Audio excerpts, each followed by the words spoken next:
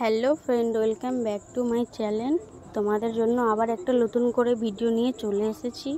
দেখতেই পাচ্ছ পটলটাকে আমি ভালো করে ছিলে নিয়েছি।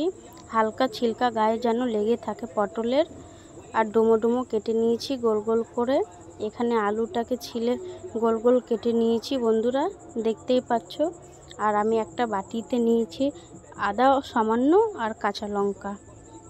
আদা কাঁচা লঙ্কাটা আমি বেটে নেব। কড়াইটা গরম করে ওর মধ্যে সর্ষের তেল দিলাম।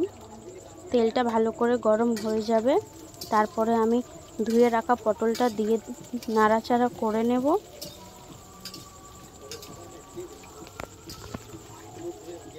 তোমাদের কারা আমার ভিডিও দেখতে পছন্দ করো বন্ধুরা, কমেন্টে জানাইও।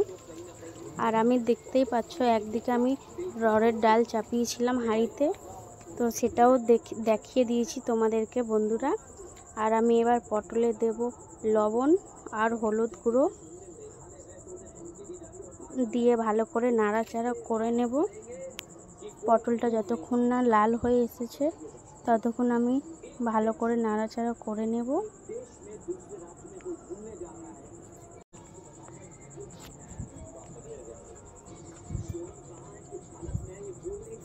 পটলটা হলুদ লবণ দিয়ে ভাজলে পটলটা খেতেও খুব সুন্দর লাগে। আমি ঢেকে দিয়েছিলাম বন্ধুরা, ঢাকনাটা এবার আমি তুলে দেখি পটলটা হালকা লাল হয়ে এসেছে। আমি আর একটু লাল করে নেব, আবার ঢেকে নেব আমি একটু। এবার খুলে দেখছি বন্ধুরা, দেখো লালটা হয়ে এসেছে। আমি আর বেশি লাল করব না বন্ধুরা। এবার আমি একটা থালার মধ্যে পটলটা তুলে নেব। দেখতেই পাচ্ছ বন্ধুরা, গরম ছিল, আমি তাও হাতে নিয়ে দেখালাম তোমাদের। আমি ওই তেলেই আমি এর মধ্যে আর তেল দেব না। পাঁচফোড়ন দিয়ে আমি আলুটাকে ছেড়ে দিয়েছিলাম, আলুটাকে ধুয়ে রেখেছিলাম, জল ঝরলো তারপরে আমি দিয়েছি বন্ধুরা।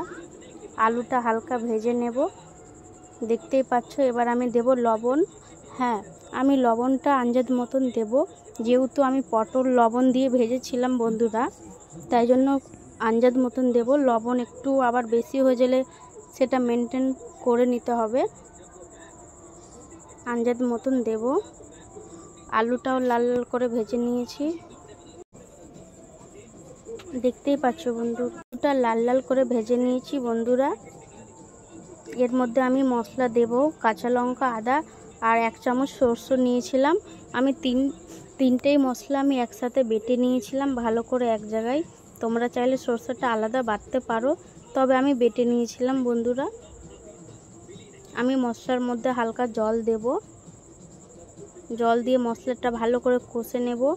মশলা থেকে যতক্ষণ না তেল বেরিয়ে এসেছে, মশলার কাঁচা গন্ধটা উঠে এসেছে, ততক্ষণ আমি মশলাটা কষা হয়ে গেছে, মশলা থেকে তেলও বেরিয়ে গেছে বন্ধুরা।